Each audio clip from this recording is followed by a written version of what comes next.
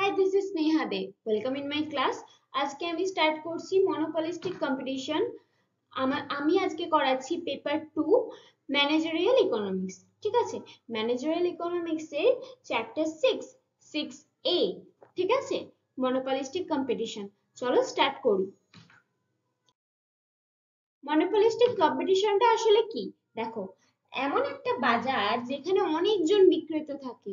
কারা থাকে? অনেকজন সেলার্স, যারা কিনা সেল করে একই ধরনের জিনিস কিন্তু পুরোপুরি এক ধরনের নয়, আইডেন্টিটি তাদের আলাদা। বুঝতে পারলে না? Example, face wash. সবাই আমরা ফেস ওয়াশ মাখি, কিন্তু কেউ এই ফেস ওয়াশ মাখি, কেউ ওই ফেস ওয়াশ, কেউ সিটাফিল মাখি, কেউ ডটানকি মাখি, কেউ হিমালয়া ফেস ওয়াশ মাখি। মানে যার যেরকম ইচ্ছা মাখি, যে যেটা পছন্দ করি, তাই তো? তাহলে সেলার্সরাও সেরকমই, কেউ এইটা বিক্রি করে, কেউ ওইটা বিক্রি করে, এরকম একটা। বা টুথপেস্ট, কেউ এই টুথপেস্টটা বিক্রি করে, কেউ ওই টুথপেস্টটা, কেউ ক্লোজ আপ বিক্রি করে, কেউ পতঞ্জলি বিক্রি করে। তো সেলার্স অনেক থাকবে, অনেক বিক্রেতা একই ধরনের জিনিস বিক্রি করে কিন্তু সেগুলো পুরোপুরি এক ধরনের নয়, আইডেন্টিটি তাদের আলাদা। সেই রকম একটা বাজার, সেখানে সেটাকেই বলা হচ্ছে মনোপলিস্টিক কম্পিটিশনের বাজার। ঠিক আছে, মনোপলিস্টিক কম্পিটিশন, একচেটিয়া বাজার যাকে বলা হয়। আচ্ছা, আহ এরপরে আরেকটা পয়েন্ট যেটা আমরা জেনে নেব, সেটা হচ্ছে এই বাজারের কন্ট্রোল বেশিরভাগ প্রাইসটা সেলার্সরা নিজেরাই ঠিক করে নিতে পারে। মানে পতঞ্জলির টুথপেস্টের দাম কত রাখবে সেটা পতঞ্জলি যে বিক্রি করছে সেই নির্ধারণ করবে। তারপরে হিমালয় ফেস ওয়াশের দাম কি হবে সেটা হিমালয়ের ফেস ওয়াশ যে বিক্রি করছে, যে সেলার, সেই নির্ধারণ করবে। তাহলে সে ইচ্ছা মতো দাম কমাতে বাড়াতে পারে, কন্ট্রোল করতে পারে প্রাইসটা। ঠিক আছে, এবার কম্পিটিশনের উপর বেস করে সে দাম কমায় বাড়ায়, সেল দেয়, এই করে ওই করে, ডিসকাউন্ট দেয়, এটসেট্রা। ঠিক আছে, তো আদার ব্র্যান্ডস কি করছে সেটার উপর নজর রেখে এই সমস্ত কিছু সব দিক পর্যবেক্ষণ করে তবেই দাম নির্ধারণ করে সেলার্সরা। ঠিক আছে, আরেকটা পয়েন্ট কি, এই এই বাজারের একটা ইউনিকনেস আছে। ইউনিকনেসটা কি? যে এই বাজারের কিন্তু অনেক সেলার্স, রাইট? অথচ ইউনিকনেসও আছে, মানে প্রোডাক্টের ইউনিকনেস আছে, প্রোডাক্ট আলাদা আলাদা কিন্তু বিক্রেতা বিক্রেতা অনেক। তাহলে প্রোডাক্টের ইউনিকনেস যখন থাকবে সেটাকে আমরা জানি মনোপলি বলে, রাইট? যে ওইটা একটাই বিক্রি হচ্ছে ওখানে, তো মনোপলি। কিন্তু অনেক সেলার্স বিক্রি করছে, তাহলে কম্পিটিশনও হচ্ছে। তাহলে এটাকে পুরোপুরি একসাথে কি বলা যায়? মনোপলিস্টিক কম্পিটিশন, যেখানে একই ধরনের জিনিস বিক্রি করা হয় অথচ সেটা পুরোপুরি এক ধরনের নয়, তার আইডেন্টিটিটাই আলাদা। রাইট, বোঝা গেছে? চলো দেখো, মনোপলিস্টিক কম্পিটিশনের সেটা কি সেটা আমরা জেনে নিয়েছি। এখন জেনে নেব এর ক্যারেক্টারিস্টিক, অর্থাৎ মনোপলিস্টিক কম্পিটিশন এই জিনিসটা কেমন, এর বৈশিষ্ট্য কি কি। প্রথমত হচ্ছে কি কি বৈশিষ্ট্য দেখতে পাওয়া যায়। প্রথমত এখানে অনেক বায়ার্স থাকে, অনেক সেলার্স থাকে। দেখো, অনেক সেলার্স যখন থাকবে, বায়ার্স তো থাকবেই, রাইট? না হলে চলবে কি করে? তাই এখানে অনেক বিক্রেতা, অনেক ক্রেতা এই মার্কেটটায়। ঠিক আছে, কিন্তু সেলাররা নাম্বার পারফেক্ট কম্পিটিশনের থেকে মনোপলিস্টিক কম্পিটিশনে কম থাকে। ঠিক আছে, সেলার্স এর সংখ্যা। আরেকটা পয়েন্ট কি, প্রোডাক্ট ডিফারেন্সিয়েশন। দেখো, আগেই বলেছি প্রোডাক্ট সব একরকম হলেও আলাদা, পুরোই ইউনিক। কেন?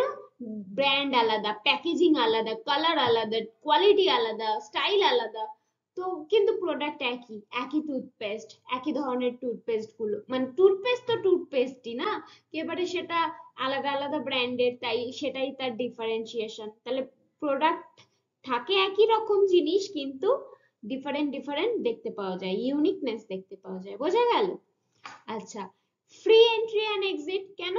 যে যখন ইচ্ছা, মানে সেলার্সরা যখন ইচ্ছা প্রবেশ করতে পারে মার্কেটে, নিজের মাল বিক্রি হচ্ছে তো ভালো, হচ্ছে না আবার এক্সিট করে যেতে পারে লোটা কম্বল গুটিয়ে। ঠিক আছে, মানে ব্যাপারটা হচ্ছে ফ্রিতে এক্সিট করতে পারে, এন্ট্রি করতে পারে, কোনো চাপ নেই। ঠিক আছে, আর কি এর বৈশিষ্ট্য? এই কম্পিটিশনে, এই মনোপলিস্টিক কম্পিটিশনের একটা বৈশিষ্ট্য হলো প্রাইস মেকার। যে যার ইচ্ছে মতো প্রাইস রাখতে পারে সেলার্সরা। এবার সেলার্সরা যদি প্রাইস কম রাখে বেশি বিক্রি হয়, যদি প্রাইস অনেক বেশি রাখে কম বিক্রি হয়, মানে আদার্সদের তুলনায়, রাইট?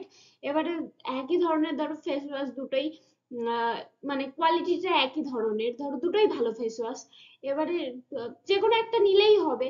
তো সেই জায়গায় যেটার দাম কম সেটাই তো লোকে নেবে। তাহলে দামটা কিন্তু বুঝে শুনে রাখতে হয় সেলার্সদের। তবে সেলার্সরা নিজের ইচ্ছা মতো দাম রাখতে পারে, এটা মাথায় রাখতে হবে এই পয়েন্টটা, ঠিক আছে? আর কি সেলিং কস্ট, যেহেতু বিভিন্নতা, ব্র্যান্ড আলাদা, ঠিক আছে, আলাদা আলাদা রকম অথচ প্রোডাক্ট এক, তাই এখানে অ্যাডভার্টাইজিং, তারপরে প্রমোশন, এই সমস্ততে একটু খরচাপাতি হয়, ঠিক আছে, সেলিং কস্ট যায়। পারফেক্ট কম্পিটিশনের থেকে মনোপলিতে একটু এতটা সেলিং কস্ট লাগে না, এতটা বেশি, কিন্তু সেলিং কস্ট তো লাগেই। আচ্ছা, আর কি? তাহলে এই কয়টা ছিল ক্যারেক্টারিস্টিক অফ মনোপলিস্টিক নেচার। শুধু মনে রাখতে হবে আরেকটা কথা, যে এখানে কিন্তু ইন্ডাস্ট্রি শব্দটা ব্যবহার হয় না, এখানে ব্যবহার হয় প্রোডাক্ট গ্রুপ।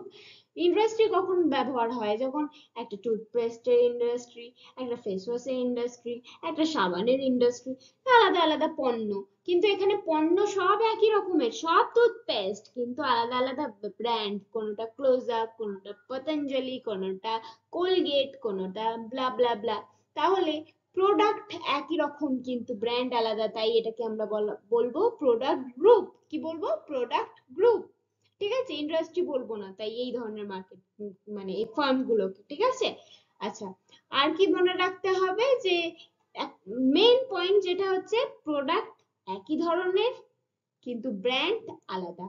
বুঝে গেছে? এটাই হচ্ছে মনোপলিস্টিক কম্পিটিশন। চলো নেক্সট। মনোপলিস্টিক বাজারে ব্যাপারটা কিরকম হয়? এটার কার্ভ হয় ডাউনওয়ার্ড স্লোপিং। কেন? কারণ এগুলোর প্রোডাক্ট গুলো স্লাইটলি ডিফারেন্ট, বেশি ডিফারেন্ট না, স্লাইটলি ডিফারেন্ট, তাই খুব একটা কম্পিটিশনের যখন হেরফের দেখা যায় না, তখন এই মানে খুব বেশি বিক্রি হয় না। তাহলে কার্ভটা কেমন হবে? Downward sloping. কিভাবে দেখাচ্ছি দাঁড়াও। আচ্ছা, মনোপলির একটা যেহেতু পাওয়ার থাকে, ঠিক আছে, যে যারা সেলার্স তারা ইচ্ছে মতো দাম রাখতে পারে, দাম কমাতে পারে বা বাড়াতে পারে। তাই প্রফেসর চেম্বারলিন বলেছেন দুই ধরনের ডিমান্ড কার্ভ এক্ষেত্রে দেখা যায়। ফার্স্ট ডিমান্ড কার্ভ হচ্ছে প্রপোর্শনাল ডিমান্ড কার্ভ, ডিপি। কেন ডিপিটা কেন বলা হয়েছে পরের পেজে ছবিতে দেখিয়ে দিচ্ছি। আচ্ছা, আগে এটা কনসেপ্টটা বুঝে নাও যে প্রপোর্শনাল ডিমান্ড কার্ভটা কি। যখন বিক্রেতারা মনে করে যে প্রাইস আমরা কমালে বাকিরা সবাই কমাবে, মানে প্রাইস যখন সেম থাকে সবকটা, মানে প্রত্যেকটা বিক্রেতার কাছে প্রাইস সবাই সেম রেখেছে, তখন অ্যাকচুয়াল সেলস কতটা হয়েছে সেটা আসলে বোঝা যায়। মানে যখন একই দাম সবকটা, তখন কোন প্রোডাক্টটা বেশি বিক্রি হচ্ছে, কোনটা অ্যাকচুয়াল সেলস হচ্ছে বেশি, সেটা তখনই তো ধরা পড়ে। সুতরাং এই ক্ষেত্রে কি হয়, ডিমান্ড কার্ভটা খুব একটা ইলাস্টিক হয় না, কেননা সবাই সেম দাম রাখে। এবারে প্রাইসটা যেহেতু একজন কমালে সবাই কমায়, যাতে কেউ রিস্ক নিতে চায় না বাবা, এবারে সেম দামের জন্য অ্যাকচুয়াল সেলসটা বোঝা যায়, তাই এটা খুব বেশি ইলাস্টিক হয় না, লেস ইলাস্টিক হয়, ঠিক আছে? আর হচ্ছে পারসিভড ডিমান্ড কার্ভ, এটা ভালো করে বোঝো। পারসিভড ডিমান্ড কার্ভটা কি?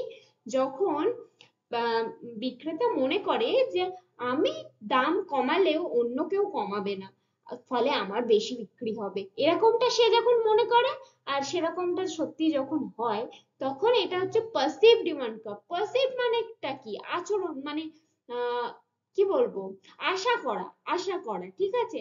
এবারে কেউ যদি আশা করছে যে আমি শুধু দাম কমাচ্ছি বাকিরা কেউ কমাবে না, তাহলে আমার প্রোডাক্টটা বেশি বিক্রি হবে, কোন একটা সেলসম্যান যদি আশা করে, তাহলে সেই কার্ভটা তখন তার ক্ষেত্রে হয় পারসিভড কার্ভ, ঠিক আছে? এটা খুব বেশি ইলাস্টিক হয়, কেননা খুব বেশি প্রোডাক্ট বিক্রি হবে, যদি সে একা দাম কমায়, অন্য কেউ যদি দাম না কমায়, তাহলে তারটাই তো বেশি বিক্রি হবে, তার ফলে সেটা তো মোর ইলাস্টিক হচ্ছে, তাই না? দেখো, এখানে আমি কার্ভটা দেখিয়ে দিয়েছি ছবিটায়, ঠিক আছে? এটা আমাদের বইয়েরই ছবি, তোমরা খুঁজলে পেয়ে যাবে। দেখো, ডিপি যেটা বলেছিলাম, কি যেটা বলেছিলাম, proportional demand curve. Proportional demand curve একটু বেশি খাড়া হয়, কেন? কেননা এখানে সবাই একই দাম রাখে, ঠিক আছে, সবাই একই দাম রাখে, তখন অ্যাকচুয়াল সেলসটা বোঝা যায়, আর অ্যাকচুয়াল সেলস যখন বোঝা যায় তখন এটা একটু কার্ভটা কেরাম হয়, খাড়া হয়, একটু ওপরের দিকে খাড়া হয়। আর পারসিভড ডিমান্ড কার্ভটা কিরম হয়? পারসিভড ডিমান্ড কার্ভটা হয় একটু সমতলে হেলিয়ে যাচ্ছে, এরকম হয়, সমতলে ছোপে ছোপে এরকম হয়, ঠিক আছে? এটা একটু কি হয়, একটু বেশি ইলাস্টিক হয়, মোর ইলাস্টিক, ঠিক আছে? এই প্রপোর্শনাল থেকে পারসিভডটা বেশি ইলাস্টিক। ভালো করে বোঝো, পারসিভড ডিমান্ড কার্ভটা বেশি ইলাস্টিক, প্রপোর্শনালটা কম ইলাস্টিক। পারসিভ ডিমান্ড কার্ভটা সমতলকে ছোবে ছোবে করে, আর প্রপোর্শনাল ডিমান্ড কার্ভটা খাড়া হয়। বোঝা গেল? আচ্ছা, চলো। পারসিভ ডিমান্ড কার্ভ মানে হচ্ছে এক্সপেক্টেড সেলস, আর প্রপোর্শনাল ডিমান্ড কার্ভ মানে হচ্ছে অ্যাকচুয়াল সেলস। বোঝা গেল তফাৎটা? চলো। Equilibrium situation of a firm under monopolistic competition. ওকে, তো এর আগের ভিডিওটা যারা দেখোনি সেটা না দেখলে এটা কিন্তু বুঝতে পারবে না, তো ওটা দেখলে কনসেপ্টটা তোমাদের ক্লিয়ার হয়ে যাবে, দেন এইটাতে জাম্প করো, ঠিক আছে? আচ্ছা, স্টার্ট করি। তো ইকুইলিব্রিয়াম সিচুয়েশনটার উপর ডিপেন্ড করে মনোপলিস্টিক কম্পিটিশনে কি প্রভাব ফেলে, ইকুইলিব্রিয়ামটা কি এফেক্ট ফেলে, আর এর কি মানে কি, এটা জিনিসটা কি, খায় না মাথায় দেয়। তো ব্যাপারটা হচ্ছে আমি শুরু থেকে বলছি, ঠিক আছে? আহ আমাদের তার আগে জেনে নিতে হবে কয়েকটা জিনিস, যে এমসি মানে হচ্ছে মার্জিনাল কস্ট। মার্জিনাল কস্ট কি? ওটা হচ্ছে একটা এক্সট্রা প্রোডাক্ট প্রডিউস করতে যত খরচ হয়, ঠিক আছে? একটা এক্সট্রা প্রোডাক্ট বানাতে যতটা খরচ হয় সেই কস্টটাকে, সেই খরচটাকে হচ্ছে মার্জিনাল কস্ট। মার্জিনাল রেভিনিউ বা এমআর এটা কি? একটা প্রোডাক্ট এক্সট্রা বিক্রি করলে যতটা এক্সট্রা ইনকাম হয় সেটা হচ্ছে মার্জিনাল রেভিনিউ, ঠিক আছে? মানে তুমি যতটা প্রোডাক্ট বিক্রি করবে ভেবেছিলে, তোমার যদি একটা এক্সট্রা প্রোডাক্ট বিক্রি হয়ে যায়, তাতে ওই এক্সট্রা প্রোডাক্ট, মানে ধরো কেউ তোমার থেকে বাল্কে নিচ্ছে, ঠিক আছে? পেন পেন বিক্রি করছো, এবার 10টা পেন একসাথে নিচ্ছে, 10টা পেন একসাথে নিলে 120 টাকায় পেয়ে যাচ্ছে। আর যদি আবার একটা এক্সট্রা পেন নেয় তাহলে তাকে এক্সট্রা 25 টাকা দিতে হবে। তো আচ্ছা, ইজি করে দিই, 10টা পেন একসাথে নিলে 100 টাকায় হয়ে যাচ্ছে, কিন্তু আরেকটা যদি এক্সট্রা পেন নেয় তাহলে সেটার জন্য 25 টাকা দিতে হবে। তো এবার যদি 10টা পেন 100 টাকায় নিয়ে নেয় তাহলে 10 টাকা করে দাম পড়ছে, কিন্তু যদি একটা এক্সট্রা পেন নেয় 25 টাকা দিতে হচ্ছে, মানে 15 টাকা বেশি দিতে হচ্ছে। তো এটা তোমার এক্সট্রা ইনকাম হচ্ছে। তো এই যে এক্সট্রা ইনকামটা, এটাই হচ্ছে মার্জিনাল রেভিনিউ। বোঝা গেল? আচ্ছা, না বোঝা গেলে রিমাইন্ড করে শোনো, ভালো করে মন দিয়ে শোনো, তাহলে ইজিলি বুঝতে পারবে। নেক্সট হচ্ছে ইকুইলিব্রিয়াম। এটা কি জিনিস?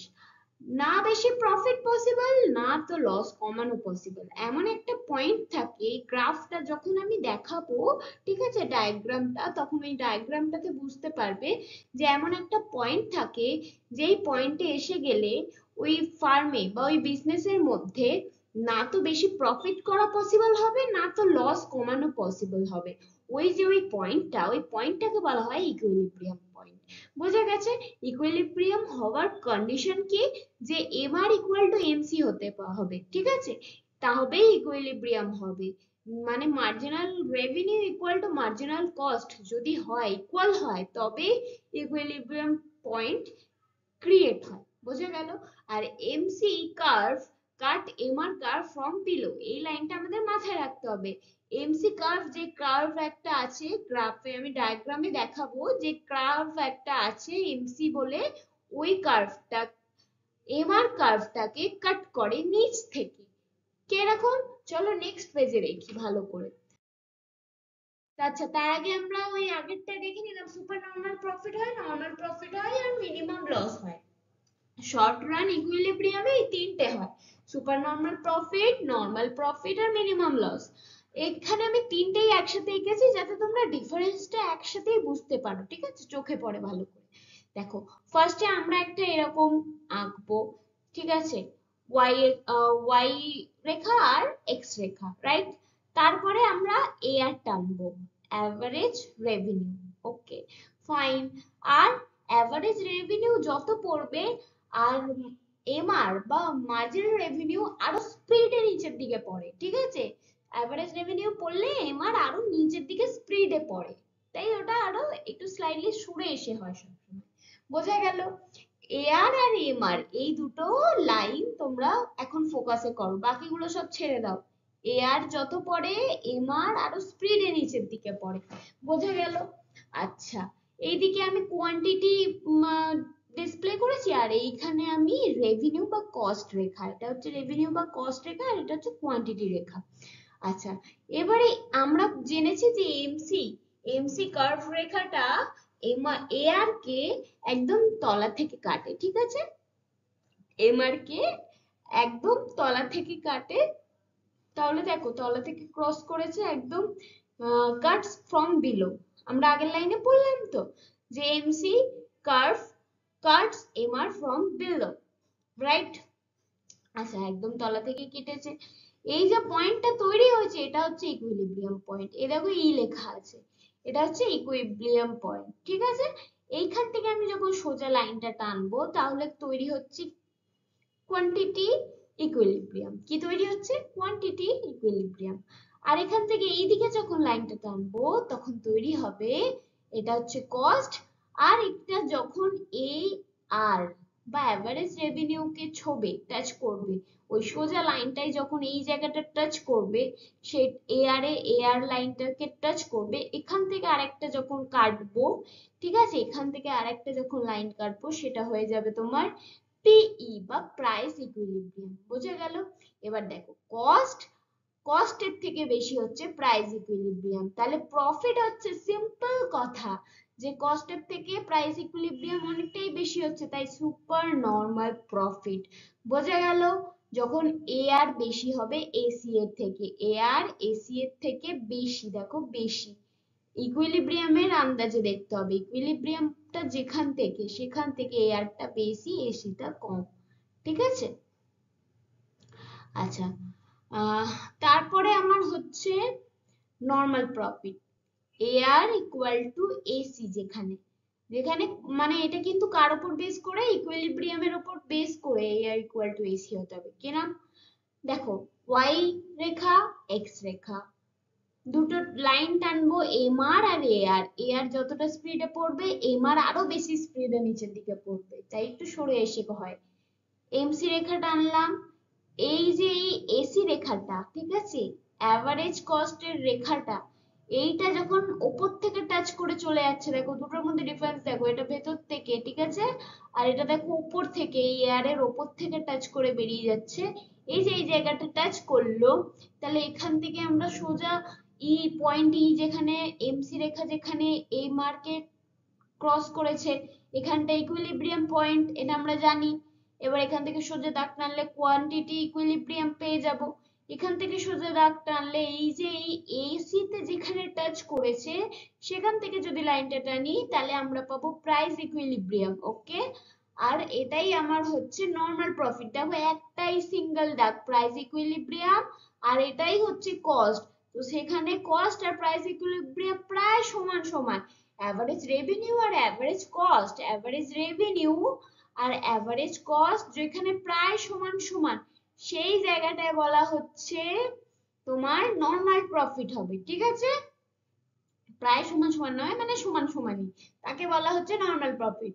আর মিনিমাম লস যখন এই যে এসি রেখাটা একদম উপর দিয়ে গেছে, এআর এর একদম উপর দিয়ে গেছে, মানে টাচও করেনি, একদম উপর দিয়ে গেছে, তখন, আর এমসি রেখাটা এই মার্কেট কাট ফ্রম বিলো, এই বিলোতে কাট করেছে, এখানে ইকুইলিব্রিয়াম পয়েন্ট তৈরি হয়েছে, আর এই যে এখান থেকে সোজা টেনেছি কোয়ান্টিটি ইকুইলিব্রিয়াম তৈরি হয়েছে, এখান থেকে যখন আমি টেনেছি ইকুইলিব্রিয়াম থেকে টাচ করে, এটা প্রাইস ইকুইলিব্রিয়াম তৈরি হয়েছে, আর এই যে রেখাটা এসি কে যেখানে টাচ করেছে সেখান থেকে যদি আমি টানি সেখানে কস্ট তৈরি হয়েছে, কস্ট এতটা উপরে আর প্রাইস ইকুইলিব্রিয়াম এতটা নিচে, সেই তাই সেই অনুযায়ী আমাদের লস হয়েছে। মিনিমাম লস আমাদের এতই হবে, এর বেশি লস আমরা নেব না, তখন শাটডাউন পয়েন্ট চলে আসে। তাই এটা হচ্ছে মিনিমাম লসের ডায়াগ্রাম। বোঝা গেল?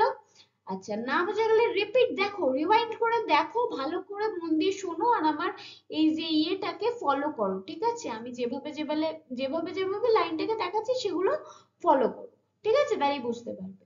চলো নেক্সট পেজে যাই। এখানে আরো একটা পয়েন্ট আছে, শাটডাউন পয়েন্ট। এই যে আমরা শর্ট রান ইকুইলিব্রিয়াম এখন পড়ছি, শর্ট রান ইকুইলিব্রিয়াম, ঠিক আছে, কি পড়ছি, শর্ট রান ইকুইলিব্রিয়াম। এখানের মধ্যে আমরা তিনটে পড়লাম, super normal profit, minimum losses. এছাড়া একটা পয়েন্ট হয় হচ্ছে শাটডাউন পয়েন্ট, যেখানে এভিসি ইনভলভ হয়, এভিসি, অ্যাভারেজ ভেরিয়েবল কস্ট। এখানে দেখো টাচ করে, এআর কে টাচ করে চলে গেছে, আর এসি অনেকটাই দূরে। বাট এখানে দেখো এ আর আর এভিসি ইকুয়াল, ইকুইলিব্রিয়ামের কাছ থেকে এই দুটো ইকুয়ালি হচ্ছে, ঠিক আছে। সেই অনুযায়ী ফার্স্ট থেকে দেখি, হ্যাঁ, ওয়াই রেখা, এক্স রেখা, ঠিক আছে, এইদিকে আমার কোয়ান্টিটি, এইদিকে আমার রেভিনিউ কস্ট, ঠিক আছে। এইবারে আমি একটা টানলাম হচ্ছে এমসি রেখা, কি রেখা টানলাম, এমসি রেখা। এমসি রেখা আমি কিভাবে টানবো, যে এমআর কে যেন তলা থেকে কাট করে, এই যে এত বড় লাইনটা, এখানে আমি তলা থেকে যে কোনো জায়গা থেকে আমি কাট করে নিলাম, এমসি রেখা এমআর কে কাট ফ্রম বিলো, কাট করেছে, এই যে পয়েন্টটা তৈরি হয়েছে এটা ইকুইলিব্রিয়াম পয়েন্ট। এই পয়েন্টটা থেকে সোজা যখন ডাক টানছি, এইটা যখন এআর কে যেখানে টাচ করে সেটা প্রাইস ইকুইলিব্রিয়াম হয়। আর এআর যতটা না পড়ে, এমআর একদম স্পিডে নিচে পড়ে, এটা তো আমরা জানি। আর এরপরে যখন আমি টানছি এসি রেখা, এসি রেখা একদম উপর থেকে গেছে, সেই অনুযায়ী তো মিনিমাম লস, মিনিমাম লস তো আছেই আছে। এবার মিনিমাম লস নয়, এটা একদম শাটডাউন পয়েন্ট তৈরি হয়ে গেছে। কি করে বুঝবো, একটা অ্যাভারেজ ভেরিয়েবল কস্ট রেখা তৈরি হয়েছে, যেটা কিনা এই পয়েন্টটাতে, এটা ভেবে নাও একটা বি পয়েন্ট, এই পয়েন্টটাতে টাচ করে বেরিয়ে গেছে। এখানটা আমার একটু গিজিমিজি হয়ে গেছে, বাট এইটা দেখো টাচ করে বেরিয়ে গেছে, যেখানে এ ভিসি আর এ আর দুটো কিন্তু সমান। তাই এই রেখাটা তোমার হয়ে যাচ্ছে ইকুইলিব্রিয়ামের কাছ থেকে দুটো সমান, তাই এটা হচ্ছে তোমার শাট ডাউন পয়েন্টের ডায়াগ্রাম। বোঝা গেল, যেখান থেকে কোনো কিছু আশা নেই আর, এবার আহ, বন্ধ করো, ধান্দা বন্ধ করে এবারে লোটা কম্বল গুটিয়ে নাও, এরকম একটা পরিস্থিতি। বোঝা গেল, তো এটা হচ্ছে shut down point. Next, long run equilibrium. এ দেখো, শর্ট রান ইকুইলিব্রিয়ামে আমরা তিনটে পয়েন্ট পড়েছিলাম। শর্ট রান ইকুইলিব্রিয়ামে আমরা পড়েছিলাম সুপার নর্মাল প্রফিট আর মিনিমাম লসেস। কিন্তু লং রান ইকুইলিব্রিয়ামে একটাই পয়েন্ট হয়, ঠিক আছে, normal profit, only normal profit. Super normal profit এতে হয় না, কেন, কারণ যদি সুপার নর্মাল প্রফিট হয়, তখন একটা ব্যবসায়ী যখন দেখবে, আরে বাস, এর তো ভালোই ব্যবসা জমেছে, ও সেই আরো ব্যবসা, মানে আরো অনেক ব্যবসায়ী ওই ব্যবসাটা নিয়েই ওখানে বসে পড়বে। কারণ এটা তো আমাদের মনোপলিস্টিক কম্পিটিশন করছি আমরা, আর মনোপলিস্টিক কম্পিটিশনে কি হয়, একই ধরনের জিনিস একটু চেঞ্জেস এদিক ওদিক করে বিক্রি করা হয়। তো নর্মাল একটা নাম রেখে দেবে সেই ইয়েটার, তারপরে সেটাকে বিক্রি করে দেবে। তো এটা খুব একটা প্রবলেমেটিক হবে না, তাই সুপার নর্মাল প্রফিট হয় না এখানে। আর মিনিমাম লসও এখানে হয় না, কারণ মিনিমাম লস হলে, লং টার্মে যদি মিনিমাম লস হতে থাকে, তাহলে কি আর কেউ নিতে পারবে, বিয়ার করতে পারবে না, তো সেখানে শাটডাউন পয়েন্ট তৈরি হয়ে যাবে, তাহলে বিজনেস এখানে শাটডাউন করে দিতে হবে। তাই নর্মাল লসে, লং টার্মে, লং রানে কেউ সার্ভাইভ করতে পারে না। শর্ট রান নর্মাল লস নেওয়া যায়, ঠিক আছে, মিনিমাম লস শর্ট রানে নেওয়া যায়, কিন্তু লং রানের কে মিনিমাম লস নেবে, কারণ একই রকম প্রোডাক্ট আরো লোকে পাবে, কেই বা ওর থেকে নিতে যাবে, দেখছে ওর লস হচ্ছে, ও মানে ভালো বিক্রি হয় না, নিশ্চয়ই ভালো বানায় না, এরকম একটা ব্যাপার, ঠিক আছে। তাহলে সেই ক্ষেত্রে লং ইকুইলিব্রিয়ামে শুধুমাত্র নর্মাল প্রফিট হয়। বোঝা গেল, এবারে আমরা ডায়াগ্রামটা চেক করব। ওয়াই রেখা আর এক্স রেখা যেখানে কোয়ান্টিটি আর রেভিনিউ কস্ট হয়, সেখান থেকে আমরা যদি একটা এমসি, আগে আমরা এমআর রেখা টানবো, এআর রেখা টানবো, এআর রেখা যত না পড়বে, এমআর রেখা আরো স্পিডে পড়বে। আর এখানে ইকুইলিব্রিয়াম পয়েন্ট তৈরি হবে, এমসি রেখা তৈরি হবে, এমসি রেখা এমআর কে তলা থেকে কাটবে, কাটার ফলে যে পয়েন্টটা তৈরি হবে ওটা হচ্ছে ইকুইলিব্রিয়াম পয়েন্ট। এখান থেকে আমরা দাগ কাটবো, কোয়ান্টিটি ইকুইলিব্রিয়াম পাবো। এখান থেকে সোজা আমরা এআর অব্দি দাগ কাটলে প্রাইস ইকুইলিব্রিয়াম পাবো। আর এখান থেকে যদি আমরা একটা এসি রেখা টানি, অ্যাভারেজ কস্ট, এই যে এই পয়েন্টটা যেখানে টাচ করবে, তাহলে দেখো এই যে এই এটার নাম দেব আমরা এ পয়েন্ট, সেখানে এ আর ইকুয়াল টু এসি হয়, ঠিক আছে, ইকুইলিব্রিয়ামের অনুযায়ী এ আর ইকুয়াল টু এসি হচ্ছে ইকুইলিব্রিয়ামের কাছ থেকে, ঠিক আছে। তাই আহ, এটা কি হচ্ছে, এই ডায়াগ্রামটা লং লং ইকুইলিব্রিয়ামের, যেখানে অনলি নর্মাল প্রফিট, দেখো প্রাইস আর সি মানে কস্ট একই জায়গাতে, কিন্তু একটাই লাইন আছে আর কোনো লাইন নেই, তাই এটা নর্মাল প্রফিট অনলি। ওকে, চলো নেক্সট। এবার আমরা দেখব প্রোডাক্ট ডিফারেন্সিয়েশন। দেখো, মনোপলিস্টিক কম্পিটিশনে প্রোডাক্টগুলোকে আইডেন্টিক্যাল প্রোডাক্টগুলো হয় না, ঠিক আছে, কারণ ক্লোজ সাবস্টিটিউটস থাকে। এবারে সবগুলো কিরকম হয়, যেমন বলেছিলাম মনোপলিস্টিক কম্পিটিশনে প্রোডাক্টগুলো সব সেম হয়, বাট কোয়ালিটি, ব্র্যান্ড নেম বা কালার বা এটসেট্রা এটসেট্রা, সাইজ বলো এই বলো এই বলো, এগুলো একটু আলাদা আলাদা হয়, স্লাইটলি ডিফারেন্ট হয়, ঠিক আছে।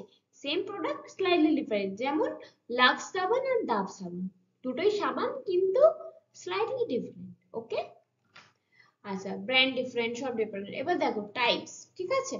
রিয়েল ডিফারেন্সিয়েশন কিগুলো হয়, ওগুলো কোয়ালিটির উপর বেস করে হয়, কেমিক্যাল কম্পোজিশনের উপর বেস করে হয়। আর স্পারিয়াস ডিফারেন্সিয়েশন কিভাবে হয়, ওগুলো প্যাকেজিং, অ্যাডভার্টাইজমেন্ট, ব্র্যান্ডিং এগুলোর উপর বেস করে হয়, যেমন মিশোর জামা আর মিন্ত্রার জামা, এরকম টাইপ একটা, ঠিক আছে।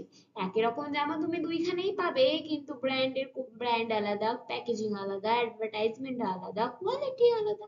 ওয়েল, এই হচ্ছে ডিফারেন্সিয়েশন, ঠিক আছে। আর হচ্ছে এফেক্ট অন সেলার্স, এফেক্টের উপর কি আম, মানে এফেক্ট পড়ে, সেলার্স এর উপর কি এফেক্ট পড়ে। দেখো, লিমিটেড মনোপলি পাওয়ার পায়, ঠিক আছে। মনোপলিস্টিক কম্পিটিশনে যে প্রোডাক্টের বিক্রেতাগুলো, সেলার গুলো, তারা নিজেদের দাম কম বেশি রাখতে পারে, কারণ সে নিজের মতো ব্র্যান্ড, নিজের মতো অ্যাডভার্টাইজ দিয়েছে, নিজের মতো প্যাকেজিং রেখেছে, তাহলে কিছু তো এদের ইধার উধার দাম রাখবেই, সে নিজের মতো কিছুটা দাম রাখতে পারে, ঠিক আছে, যাতে তার ব্র্যান্ডের লয়্যালটি মেনটেন থাকে, যাতে আহ, কিছু কাস্টমার্স কে অ্যাট্রাক্ট করতে পারে। আর যেহেতু সাবস্টিটিউটস এক্সিস্ট করে, ঠিক আছে, যেমন দার্জিলিং চা বলো আর নর্মাল চা, সাবস্টিটিউটস যেহেতু এক্সিস্ট করে, সো সেই অনুযায়ী ডিমান্ড কার্ভটা যেটা হয় সেটা নেগেটিভলি স্লোপ ডাউন হয়। দেখো, কিন্তু এলাস্টিক হয়। এলাস্টিক কেন হয়, কারণ কাস্টমার হুট করে মন পাল্টে নিতে পারে, দূর এর একটুখানি খারাপ বেরিয়েছে বা কিছু, বা পছন্দ হচ্ছে না, দূরে এটা আর খাবো না, আমি এবার থেকে অন্য কারোর থেকে নেব, অন্য কারোর থেকে কিনবো জিনিসটা। তো একটু এদিক ওদিক, মানে কাস্টমারের ওপর নির্ভর করে, কাস্টমারের কখন মন পাল্টে যাবে, কখন আম, ওই যে স্লোপটা, যে ডায়াগ্রামে যে নিচের দিকে, সেটা ইধার উধার হয়ে যাবে। তাই এটা খুব ইলাস্টিক, ঠিক আছে, খুব ইলাস্টিক, যখন তখন পাল্টে যেতে পারে, কিন্তু নেগেটিভলি স্লোপ ডাউন, কেননা এর সাবস্টিটিউট তো সর্বদা থাকে, সব সময় থাকে, তাই সব সময় এটা নেগেটিভলি নিচের দিকে। ওকে, বোঝা গেল, এটা আমায় মাথায় রাখতে হবে যে মনোপলিস্টিক কম্পিটিশনে যে লিমিটেড মনোপলি পাওয়ার যে ডিমান্ড কার্ভ, সেটা সব সময় নেগেটিভলি স্লোপ ডাউন নিচের দিকে, ঠিক আছে। ওকে, আর হচ্ছে কম্পিটিশন। দেখো, কম্পিটিশন নন প্রাইস কম্পিটিশন হয়, ঠিক আছে। নন প্রাইস কম্পিটিশন যেমন স্টাইল কিরকম, সার্ভিস কিরকম, সেলিং কস্ট কিরকম, ফার্মস, এগুলোর উপর বেস করে নন প্রাইস কম্পিটিশন রাখে। যেমন জিনিসটা দাম দুটোই দেখো, ডাভ সাবান আর লাক্স সাবান, ভাবো দুটোর দামই 40 টাকা করে, কিন্তু মানুষ ডাভটা বেশি কিনবে কেন, ওটা দেখায়, অ্যাডভার্টাইজ করে যে ওটা সফট স্কিন দেবে, এই দেবে ওই দেবে, এরকম ভাবে। আবার কিছু মানুষ এমনি ভাবে করতে পারে যে লাক্স সাবান, করিনা কাপুর অ্যাড দিচ্ছে, ও ভালো চান্স আর রওশন চেহারা, ওটাও ভালো। তো এই হিসাবে মানুষ নিজেদের ইচ্ছা মতো অ্যাডভার্টাইজমেন্টের ওপর বেস করে নিজেদের ডিসিশন, নিজেদের পছন্দের ওপর বেস করে নিজেদের ডিসিশন নেয়, আর সেই অনুযায়ী প্রাইস সেম থাকা সত্ত্বেও কম্পিটিশন নন প্রাইস কম্পিটিশন হয়। বোঝা গেল? আচ্ছা, চেম্বারলেন্স ভিউ, চেম্বারলেন্স বলে যে demand influence not only by price, শুধু প্রাইস দ্বারা ডিমান্ড ইনফ্লুয়েন্স হয় না, নন প্রাইস ফ্যাক্টরস যেমন style, brand image, services, advertising expenditure. এখন যদি বাজারে হঠাৎ করে একটা সাবান এসে যায়, দোকানে কাকু বলে যে এই সাবানটা নিয়ে দেখো, এই সাবানটা খুব ভালো, অথচ এই সাবানটার অ্যাড আমি কোনোদিন টিভিতে দেখিনি, আমি কি কিনবো? কিনবো না। যেই সাবানটা আমি টিভিতে অ্যাড দেখেছি, সবাই নেয়, একটা ব্র্যান্ড আছে, ওই সাবানটাই তো আমি কিনবো।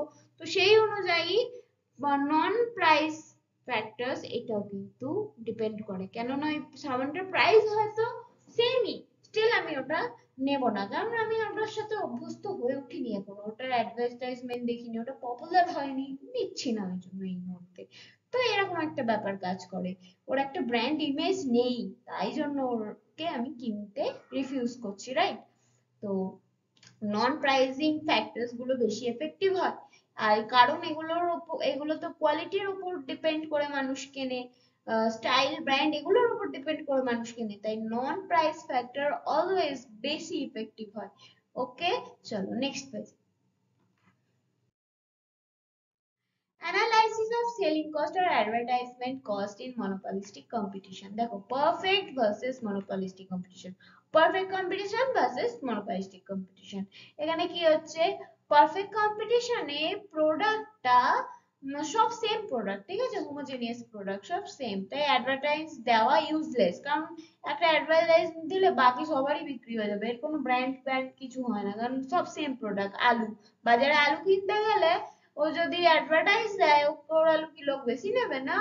বাজারে সব আলু সেম, একটা ধরো গ্রামের বাজারে সবাই, একজন যদি বেশি দাম রাখে ওর কাছে কেউ কিনবে নাকি? না, সবাইকে সেম দাম রাখতে হবে। আর ফ্রেশ আলু ভাবো সবার কাছে, তাহলে আমি নিজের ইচ্ছা মতো যার তার থেকে কিনে নেবো না, সে যতই অ্যাডভার্টাইজ দিক না কেন।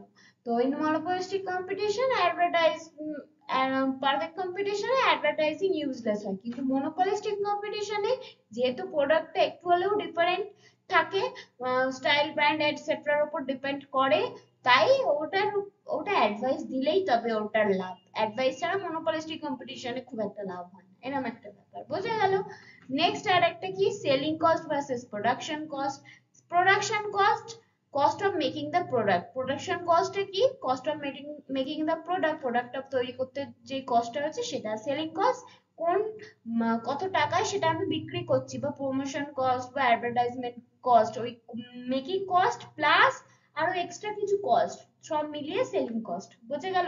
তাহলে টোটাল কস্ট ইকুয়াল টু হয় production cost plus selling cost. মানে একটা পেন আমি প্লাস্টিক, ইঙ্ক, সমস্ত কিছু র মেটেরিয়ালস কিনে তৈরি করেছি, তৈরি করতে আমার দাম পড়েছে 5 টাকা, আমি আবার ওই পেনটার অ্যাড দিলাম, ওই পেনটা দিয়ে সচিন তেন্ডুলকার সাইন করছে, পেনটা খুব স্মুথ ভালো, তো ওটার দাম তখন আমি রাখলাম, ওই অ্যাডভার্টাইজমেন্টটা দিলাম, ওই অ্যাডভার্টাইজমেন্টটা দিয়ে আমার অ্যাডভার্টাইজমেন্ট দিতে আমার খরচ পড়লো 3 টাকা এক্সট্রা, তবু আমি অ্যাডভার্টাইজমেন্ট দিলাম। এবারে 5 3 8 টাকা আমার টোটাল হচ্ছে সেলিং কস্ট, তারপর আমি আবার প্রফিট রাখবো, রাইট? যাই হোক, এই হচ্ছে ব্যাপার।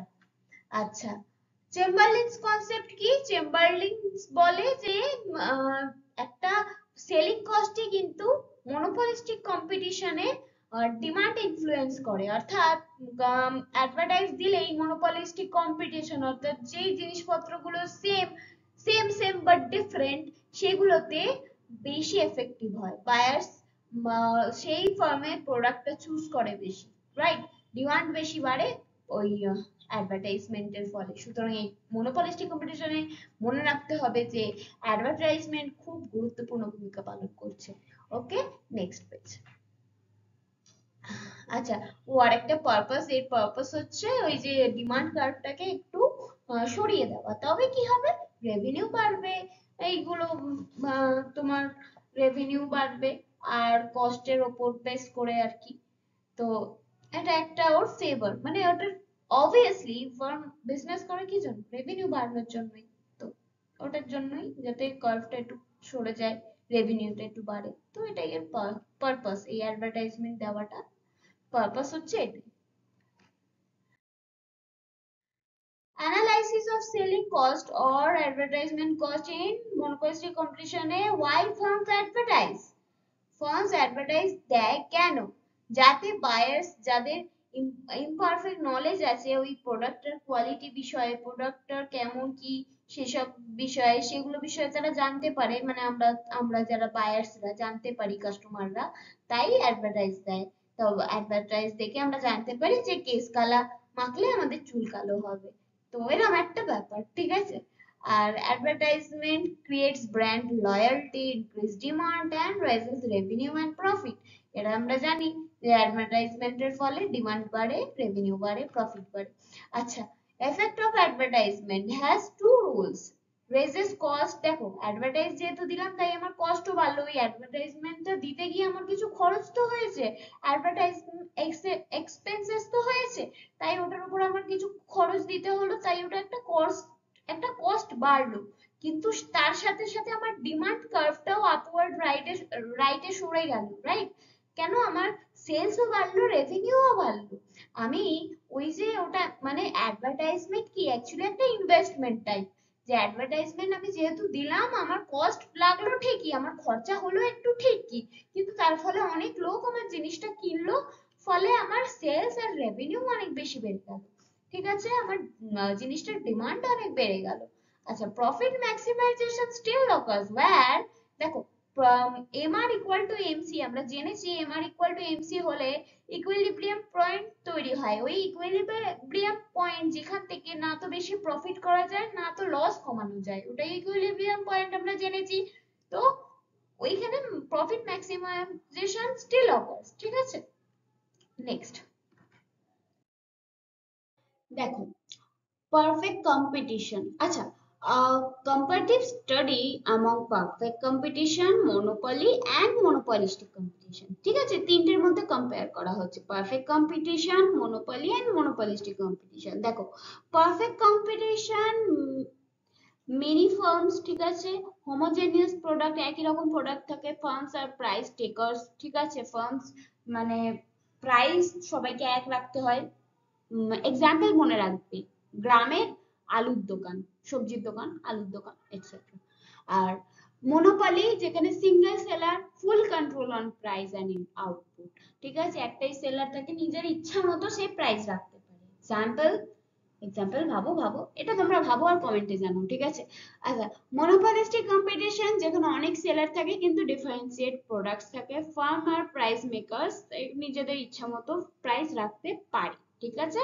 যেমন লাক্স সাবান আর ডাভ সাবানের এক্সাম্পল দিলাম। আচ্ছা, দুটোই সাবান কিন্তু ব্র্যান্ড আলাদা, বারবার মনে রাখবে, বারবার বলছি যাতে মনোপলিস্টিক কম্পিটিশনের মিনিংটা আমাদের মনে থাকে। আচ্ছা, বিহেভিয়ার কিরকম হয় পারফেক্ট কম্পিটিশনে? AR ইকুয়াল টু MR হয়, ডিমান্ড পারফেক্টলি ইলাস্টিক হয়, নো সেলিং কস্ট, ঠিক আছে, এর কারণ অ্যাডভার্টাইজমেন্ট দিতে হয় না, দিলে কোনো লাভ হবে না, তাই এর কোনো সেলিং কস্ট নেই। আচ্ছা, মনোপলি আর মনোপলিস্টিক কম্পিটিশনে অ্যাডভার্টাইজমেন্ট দিতে হয়, আর এতে লাভও হয় অনেক বেশি, আই মিন অ্যাডভার্টাইজমেন্ট দিলেই সেটা এফেক্টিভ হয় বেশি, আর এটার কার্ভটা কিরকম হয়, ডাউনওয়ার্ড স্লোপিং হয়। ওকে, আচ্ছা, নেক্সট হচ্ছে আমাদের ক্যাপাসিটি এন্ড এফিসিয়েন্সি, কার কতটা ক্যাপাসিটি আর এফিসিয়েন্সি। পারফেক্ট কম্পিটিশনে minimum average cost, optimum output, maximum welfare. Maximum welfare কেন বলেছে? কারণ দেখো আলু বিক্রেতার ওখানে তো সেলিং কস্ট কিছুই না, আর আলু বিক্রেতা বেশি প্রফিটও করতে পারবে না, আবার লসও হবে না তার, আর আমাদেরও বেশি আমরা কোনো আহামরি কিছু লটারি কেটে নিতে পারবো না, তো আমাদের যা টাকা সেই দিয়েই কিনতে হবে, খেতেই হবে। তো এরকম একটা ব্যাপার, যে যার ইচ্ছে মতো দাম রাখতে পারবে না, ওখানে সবাইকে সেম দাম রাখতে হবে, তাই এটা ম্যাক্সিমাম ওয়েলফেয়ার, মানে দুজনেরই লাভ, আমাদের কাস্টমারদেরও আর আমাদের যারা বিক্রি করছে বিক্রেতা তাদেরও লাভ, দুজনেরই এটা বজায় থাকছে, ঠিক আছে। আচ্ছা, আর যেখানে হচ্ছে মনোপলি আর মনোপলিস্টিক কম্পিটিশনের ক্ষেত্রে কিন্তু তা নয়, তারা কিন্তু লেস আউটপুট প্রডিউস করে, যে যদি তাদের বেশি বিক্রি না হয় তখন কি করবে, প্রোডাক্ট গুলো বেশি নষ্ট হবে, এই হবে ওই হবে, তাই এটা কিন্তু রিডিউস ওয়েলফেয়ার কেন বলছে, কেননা এখানে কাস্টমারদের কোনো ভাবা হয় না, নিজেদের বিজনেসটা কিভাবে চলা হবে এটার উপর বেশি গুরুত্ব দেওয়া হয়। অবশ্যই ভালো তো ভাবা হবে, কেননা একবার যদি আমি দেখি একটা প্রোডাক্ট ইউজ করে সেটা ভালো কাজ করছে না, আমি তো আর সেটা কিনবো না, তো মিনিমামটুকু তো তাদের বিয়ার করতেই হবে।